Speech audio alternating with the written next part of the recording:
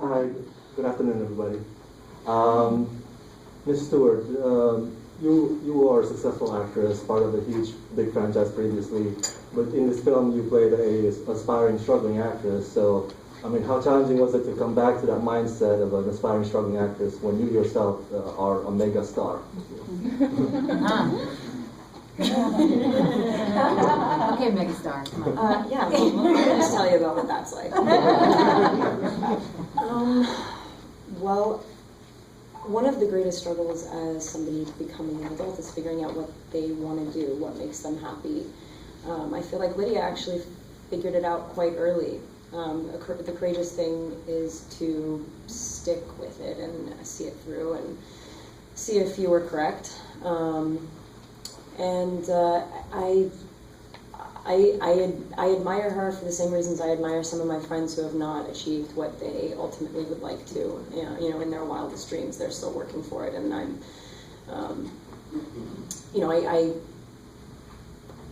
I am fortunate enough to have outlet after outlet at my disposal.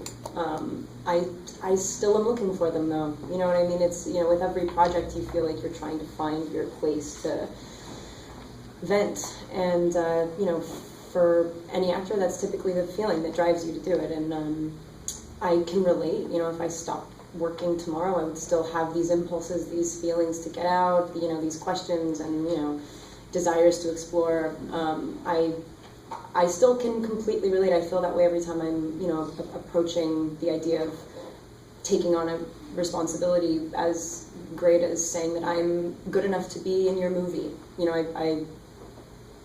it's a huge statement to make, and every time I do it, I think, is this the right choice? So yeah, that's it. Thank you.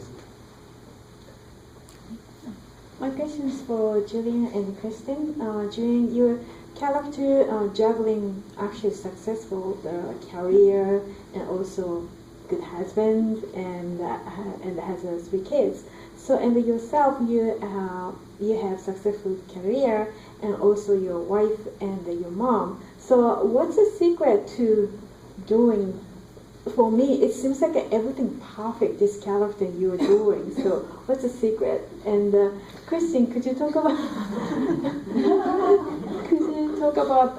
your character when she discovered the mom's condition? She's so neutral. She accepts and she asks questions which other sibling doesn't want to ask. So how about if you yourself has a similar situation? Are you like your character or the? What was that about the kids and stuff? How do you do it? Perfect. You're perfect. As I'm perfect? Is that where I should start? I think, you know, I think one of the things about this movie that's interesting is that you're meeting a woman at a time when she has achieved a lot. And she's been very successful in her career. She has a happy marriage, and she has 3 kids that are kind of well on their way. She hopes to happy. She's worried about the last one because she won't go to college. But you know, so she really is. You really see her at the point where we all feel like we like to be. You know, we're like, oh, okay, I've realized all this stuff. When she's hit with this news, it's pretty dramatic and pretty life altering for them all, for the whole family. So I think that's interesting, just in terms of storytelling. In that sense that, I don't know, things can appear to be perfect, or things can appear to be static, but I don't know that they always are. And then what is, I don't know, there's so much beauty in the movie. I think that the beauty is at the beginning when you see this kind of beautiful, wonderful family, and there's beauty in watching them transform in reaction to their mother's issues and illness, and there's beauty at the end when you realize what it's all been about. And I think sometimes we have this discussion about work, family, and it sounds like a facile discussion often when we talk about it. You know, how do you balance it all? How do you have the time for this, that, and the other thing? Well, at the end of the day, isn't that all there is? You know, I mean, that's what we have. We have the work that we want to do, that's the way we express ourselves, and we have the people in our lives that we love. You know, so it's interesting because as facile an issue is, that's the kind of stuff of our lives. Over to you, megastar. Could you talk about it? Well, I think that it is easier for a person who lives and indulges in the ambiguity of life, and considering Lydia is this artistically inclined person that is not entirely comfortable having the answers. She does not profess to be able to tell you exactly what she wants. What she's telling you is that I don't know what I want, and that is okay, and I am traversing that. And I think that it's easier for a child looking at a mother with something that is so undefinable. It's easier for a child to appreciate and live in the moments, and just because you can't have a final answer in terms of how it's all going to work out, or you can't call it by a name, it's still worth living in that potentially wonderful moment. Whereas somebody who wants to map it all out, and if they can't solve it like an equation, then they just can't have it in their lives. Whereas I can relate to my character in that I definitely don't. I don't have the answers, and that's not even what I'm looking for. I'm not the type of person who's like, oh, I just need to feel concrete. I just need to feel like nothing's going to change. I revel in the change, and it's horribly. It's not that she's more apt or like has the tools to be a more emotional. She's not emotionally stronger. It's not strength. It's just the way people are. I think within this story and within anyone's stories or anyone's realities that might be similar, I hope to God they have someone who doesn't need the answer and who's just willing to sit there and forget every other sentence and still enjoy the afternoon. I have a question for Julianne and for Richard afterwards. I was wondering how you could portray this woman actually, because nobody really knows what it is to be sick of this disease. It must be, was it very disturbing for you? To start with, That's a great question. The way you started when you said nobody really knows. Yeah. What is it to be in the brain of? And that of course is the great challenge, and that's what we talked about a lot when we were working on the movie. And this was an unusual project in that it's the first movie I had seen that talked about a condition like this, and it was presented completely subjectively. So all from her point of view. Generally, we see all these stories and they're from the caretaker's point of view, or a different family member or whatever. So this is inside Alice's experience. So the only thing I could do, and I was really adamant with Wash and Rich about research, because we even had talks about start dates and when we could shoot, and they had wanted to catch some stuff. They wanted to get a few seasonal things beforehand. I was like, I haven't finished my research! Because I was too afraid. I was too afraid to embark on anything, even stuff that seemed easy, running or whatever, without really understanding. And not that I'm ever going to understand completely, but what I did was, I spoke to everyone I could. I started with the head of the Alzheimer's Association. I spoke to these different women on Skype that had been recently diagnosed, one in their 40s, a couple in their 50s. I went to Mount Sinai and talked to clinicians and researchers. I had that test, the big, the cognitive test that they give. I did those. I went to the New York Alzheimer's Association and worked with some support groups there and talked to the women there. I went to a long-term care facility. So I tried to meet everybody at every stage of the disease. And everyone, they were so generous with their time and their information, but I would always say to them, can you tell me what it feels like? What does it feel like? And they would try to explain it, and a lot of it, and that's that speech actually that I give to Lydia when she says, what's it like? All of that information was taken from what I'd heard from people about. One of the things they always say, it's not always the same. You have good, they have a good day and a bad day where feel like everything's okay, and then the next day it all falls apart. And then that idea of seeing something, seeing a word hanging in front of them and looking for it and reaching for it and then not being there, knowing that it's there but not being able to get there. And that idea of not even knowing who you are, because you're like, well, how can if I've defined myself one way and my intellect is no longer the same thing, then what am I? We really think about ourselves, about what's on the inside. And I think that's why Alzheimer's is so terrifying to people. They're like, well, who am I if that's gone? So Now, like I said, I don't know, but I got as close as I could, and I so that's what we all tried to. I think we all tried to represent it as much as possible. Thank you. A question for Richard: how was it to work with Kristen Stewart?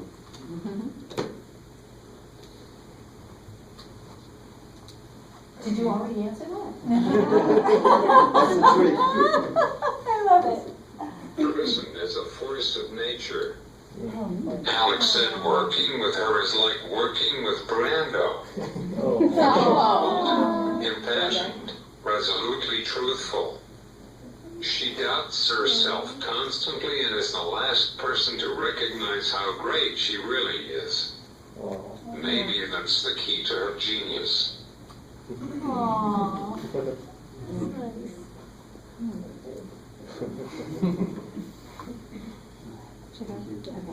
Richard, I also have a question for you. I wanted to ask you, what was it like making this film while dealing with your illness? Making films when you cannot speak is interesting. You have to choose your words carefully and often bite your tongue, both metaphorically and literally. The iPad has authority, but it must not be squandered. I have to always gauge as a comment worth interrupting the speed of production. How lucky for me, though, to have Wash on the front lines. But that being said, Richard was very fast, very, very fast. You might have perceived yourself as being slow, but that's not what we experienced. You were like Quick Draw McGraw on the iPad, and it came out. There was a time. There's that scene where I'm on the couch falling asleep, and initially and they're all talking about what are we going to do about Alice, and I wake up and the line was "What's for dinner?" And it just seemed weird. It seemed funny, and we said we're going to get a laugh, and we don't want to get a laugh, and we're all like, "What should it be? What should it be?" And Richard's like, "It's hot in here." Like, and that kind of came out right away, and we're like, "Great, it's hot in here." So you were very fast and concise. And my second question is for you, Julianne. There's very few films about perimenopausal women, and especially dealing with an illness like this. I mean, we always seem to think that we can just go out and fix whatever's wrong. We have a breast cancer gene, and we can go have a mastectomy, and then we'll be fine. But this is one of those things that at this point, there's nothing really we can do anything about. And I'm just wondering, for you, I mean, being 50, is this something that concerns you in terms of just, either for yourself or people in your age group? And, is there anything being done in terms of research that, that they can do anything? Well, they're trying really hard. Terry Moretz, Chloe's mom, just sent me an article that was in Time magazine that said that women in their 60s have a 1 in 6 chance of developing Alzheimer's disease, the same as their chance of developing breast cancer. So it's a disease that's rapidly, gaining ground, I guess. And the terrifying thing about it is that once you are diagnosed, there's very little that you can do to alter the prognosis or even alter the progression of the disease. So we don't know anything. We know that there are correlations between brain health and heart health. There are some genetic markers, but then some the later onset has to do with age. No one, but listen, 30 years ago, 40 years ago, no one knew what to do about cancer, and with enough money and time and research, they were really able to, there's so many things that they can do now. So I feel like people in the Alzheimer's community really feel that they're, a stone's throw away from something meaningful. Can the two of you both speak about your personal experience with Alzheimer's, if you know anyone personally, and how that's kind of affected you and affected these parts? And then also, Julianne, you said that you spoke with lots of women who are in similar situations as your character. Have you stayed in touch with any of them? I have had no personal experience with Alzheimer's. I've been lucky in that score. And yes, actually, there's one woman who I really hit it off with. She was the youngest person I met. She was the one who was diagnosed at 45. She has red hair, and when I first saw her on Skype, I was like, "Look at you! You look like me! Hi!" Because all redheads think they look alike. Anyway, she was really nice and really fantastic and bright, and had been a nurse around a neurosurgery OR.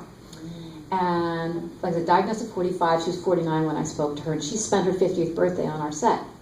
And what was interesting, I thought, is that, when I introduced Sandy to everybody, I said, this is my friend Sandy, said she's been she's been my advisor on this, one of the people who's really helped me a lot, and no one knew she had Alzheimer's. So that was very interesting. Yeah. So Sandy, works very hard and doesn't present as if she has Alzheimer's disease, but that was something else that I saw, with the women that I was speaking to, and also rather than somebody disappearing, I found like who they are, everyone's working very hard to stay in their life and stay who they are and do everything they can to hold on to the life that they want to have. I've never had any personal experience with Alzheimer's. I've never had a family member or a loved one. I have one story that I'll make short because she's now heard it probably like 5 times. No. I would like to think that I would feel the same way if I had not had this experience, but I was a kid. I was at a family friend's house, for dinner or something, and I walked into a room and there was a older lady there. And I had this strange experience. We started speaking. I very quickly found that there was something wrong. I was little. I didn't know, what it was, but I was very aware that, she was what you say about somebody who might have Alzheimer's, who's in their older age. Oh, she's old. She doesn't know what she's talking about. She's crazy. And then I had this exchange with her that just slammed both of us into our bodies and into that moment with such force that you could feel it. That we were emotionally connecting, and I could see in her eyes that this was precious and that it was going. And then she asked me, where her sister was or something like that. I had no, so I was like, I don't know, bye.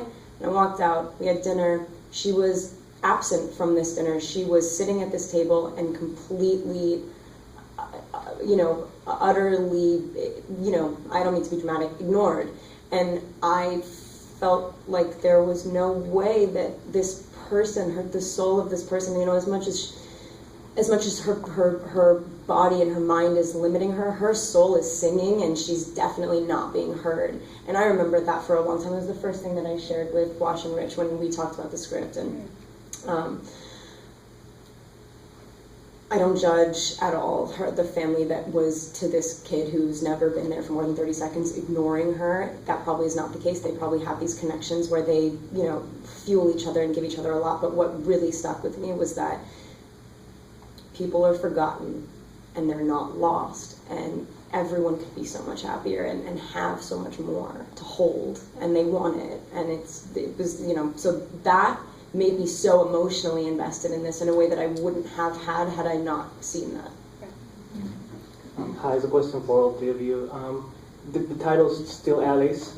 With all these diseases or illness that take away what a person becomes, what remains? What's the thing that still makes Alice or someone else, the person that they are?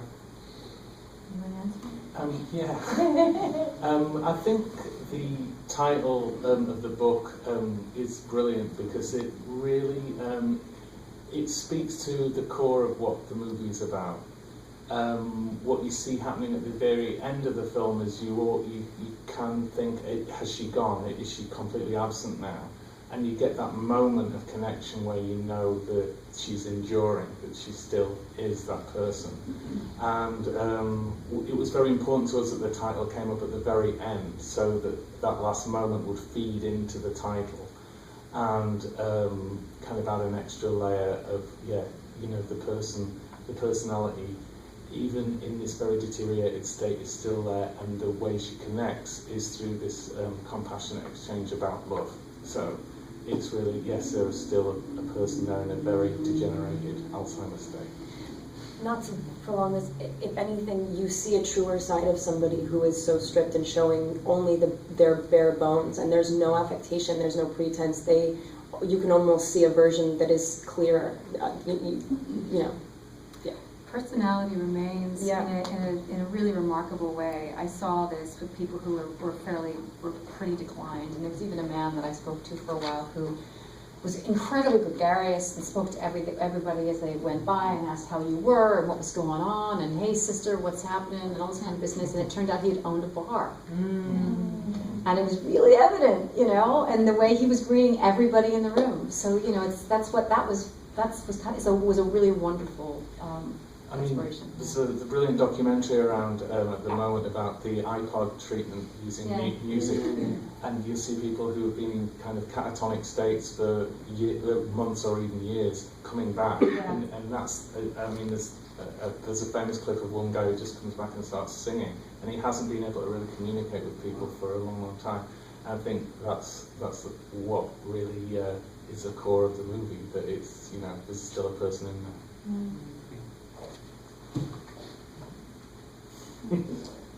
Hi. This movie broke my heart for good reason. I was in tears after it was over, and while I was watching it, Julianne, I was thinking about another movie you're in called Safe, which you did with Todd Haynes, and both of those movies had characters that are suffering from something that effectively isolates them from the rest of humanity, and I was just wondering, how do you go about portraying the gradual deterioration of those characters in each film? I'm glad you mentioned the isolation. That was something that a lot of the women I spoke to talked about, and it broke my heart too, because they were often, when they were diagnosed, they were people who were early onset, were working, they hadn't retired, you know, so they were usually forced into early retirement, and that's kind of where we get a lot of our socialization, actually.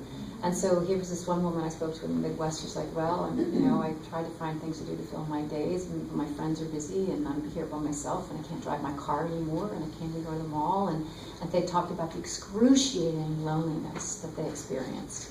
And that to me was, you know, I mean, that's the gift that Alice, you know, that's, you know, gets from Lydia, is that she's not isolated. She has someone there. I mean, so in a way, I think that's why we're all so touched by it, that this woman who could have been abandoned is not. You know, she does have a lot of love. But in terms of my process, so much of it was based on the research. And if I didn't know anything. I mean, I knew as much as any of us do from just seeing things on TV and whatever. I didn't understand I didn't understand that there were spatial issues. I didn't understand that the conflating of ideas and places, and, you know, and not knowing how things work mechanically, that all these things were involved. I didn't know any of that stuff. So it was just a matter of spending a lot of time observing and talking to people and relying on them to tell me. Hi, this message is for Kristen. What was it like working with Julianne? Well, I'm a huge movie star.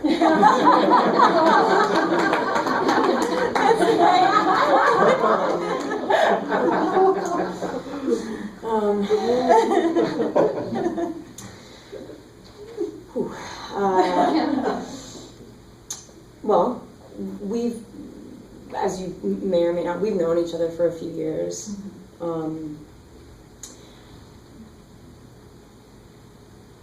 I knew I could play her daughter. I just knew that I could have this relationship with her, and I've probably only spent cumulatively, before this movie, very little time together. It's like time in events and stuff. Yeah.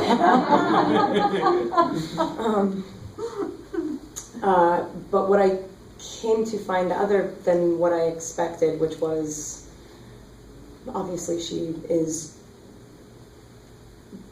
transcends the technical aspect of what she does, yet she masters, and actually is able to live and breathe and ask. And I have to say, like, I'm a kid, this is whatever, it sounds silly for me to like speak to this, but I have watched a lot of people do this, and I was really fueled by the fact that she really liked to straddle the emotional and spontaneous and scary side with the controlled, prepared, I've done everything I can up until this point to deliver this, but once I'm there, I'm letting myself be there. And I love her, and it's weird to talk about in a room like this, but like, I'm candidly and embarrassingly saying straight up, I like would, if you called her a jerk, I would, we would have serious problems. So I learned a lot. I think you know, I learn a lot with actors that I don't think are good. Every experience shapes you, but I've had experiences with actresses, and I say actresses because there's just a woman thing, but that have achieved what she's achieved by means that I can't understand. And when I met Julie and like actually started going through this process with her and being able to observe this monumental task that she has completed, I can fully relate to the way she approaches everything. It made me feel so good. I want to know where we're being seen from. I want to know every angle. I want to talk to the DP. I want to annoy the director all day about what the shot list is, because I want to be able to utilize every single half second that we have to tell the story that we have to tell, and it's fun. And I don't think that takes anything away from being completely entrenched, involved, lost in a situation. Like she just the soulful technician, man. I've never seen it, and it makes me feel better about not being the type of person that's like, oh, I don't even know where the camera is. I'm so in it. I'm so in it. And it's like, no, she knows, and that's why she's better than you. It was amazing. The first time we got together just to read through the scenes with Kristen and Julianne, it was just magical. I mean, we're just reading them very, you know, feeling our way around them for the first time. And Richard and I were both like, wow, there's a chemistry here, there's a magic here, you could feel the crackle. And of course then that magic came out in the scenes they had together. Very I haven't seen Julie in a while. I am dying right now because we haven't talked. We're speaking to people that we don't know, but we haven't even spoken in so long. I'm like dying to be like, I'd love to just like talk to you for an hour. We don't have an hour today, we can do it later. You guys don't like each other. Not at all. No. That means you could be daughter and mother. I mean, you felt this bond. No. You know,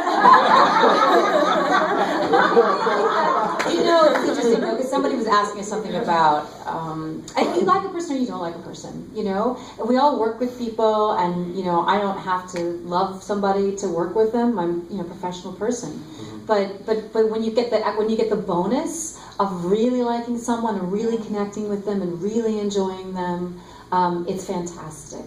It's a fantastic thing, and I think we felt that as people, as actors, as partners, and it's very freeing. It made it all very, very easy for us.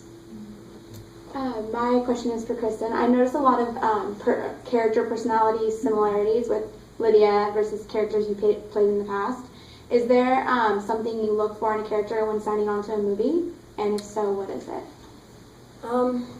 I've done a huge handful. Most of the work that I've done, I've been so personally drawn to that I felt the most honest way to do it, and not only for the good of the project, but for the reason that I am an actor. I have very rarely stepped outside of myself to play a character that I couldn't fully understand. I don't know if I'll ever do that. Maybe one day. I don't know. But if there's a specific through line for the characters that I gravitate towards, no. I think that you see me in them because I can't hide that, because I'm not trying to. And I haven't tried to yet. I think, you know, I've played a few characters that have been based on real people, and those have been the times that I feel stretched the furthest. But even then, I think the reason I was drawn to those characters was because I felt an unbelievable amount of myself in them, and undiscovered aspects of myself in them, which is more important. I'm not fully interested in just playing things that I know, and you know, of course I'm comfortable running my hand through my hair in a moment that I get insecure, and that might be caught on film, and therefore you could, you know, assign me that affectation for life, and that's fine. But the reason it's happening is because I want to be there. I want to do it. I want to learn why I'm worked up about a project. I want to know why I get this feeling when I read the script or get on a phone with a director and say, like, what is this? Why do I feel this way? I need to live it so I can get on the other side of it, and then, you know, hindsight's 20/20 and I learn something. But in the moment, I am there. I am fully there, and that's what I like to do. Thank you.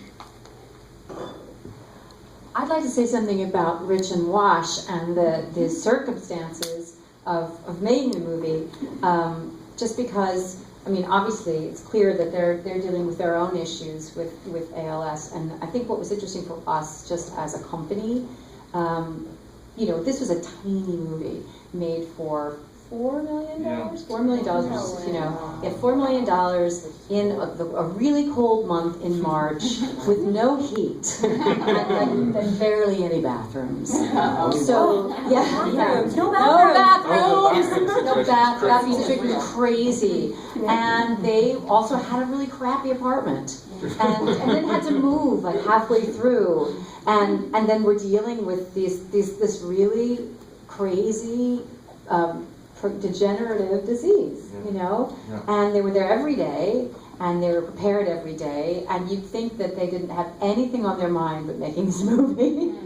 And I just was really struck and moved and inspired by their work, and by their work ethic, and by the fact that, I don't know, they're a real demonstration in terms of what do you, what is important to you, what do you pursue it, and how do you pursue it in an important way.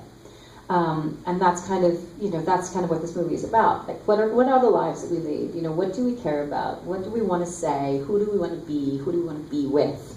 And so for us to be, I think, as actors and artists in the presence of this was truly inspiring and a great, great gift. Well, thank you so much, Julie. Thank you. It was a tough time. Richard, when I left LA to go to do pre-production, Richard had only just stopped driving. And when he arrived in New York, he'd lost the ability to use his arms and hands, except to look the typing with like 2 fingers like that. So fast typing. Fast typing. But we had, when we took on Still Alice, we realised there were going to be parallels, and in a way, working on Still Alice helped us, I think, to work through a lot of things that were happening in our lives, and so. Just making the movie and feeling this, sort of close family feeling and support for what Richard was going through meant the world to us. Hi again. I just want to say I have the 2 family members suffered Alzheimer's disease, and my mom is dementia with Parkinson's disease. And I just spoke to my mom, the Skype video last night, and I used kind of Lydia's question to my mom. And a good day or bad day or something like that, and also how you're feeling. So it's kind of really personal, this movie, and I kind of moved Alice, the choice, the video message to Alice herself, taking the pill things. So how do you see the choice if you are same position? So what you want to choose? It's a really compelling issue, obviously, and because of the way the story is told in the novel and in the way the way the filmmakers tell the story, you're in Alice's head. It's so subjective that you're thinking that there's part of you that's thinking, well, wait a minute, is this what she wants? Is this what she wants? Because you're seeing the earlier Alice saying, this is what I want. But then you're seeing the Alice that you're watching now, watching herself, and you're like, I don't know if that's what this Alice wants.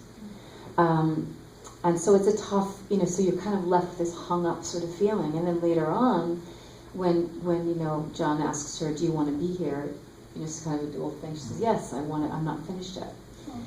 So you never really are able to answer the question. The question is asked, and then you're kind of left to sort of meditate on it.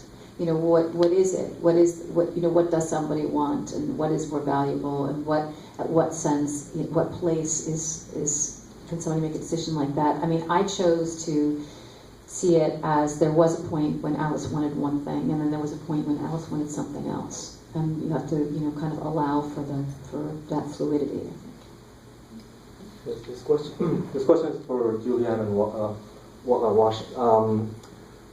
Alec Baldwin's character.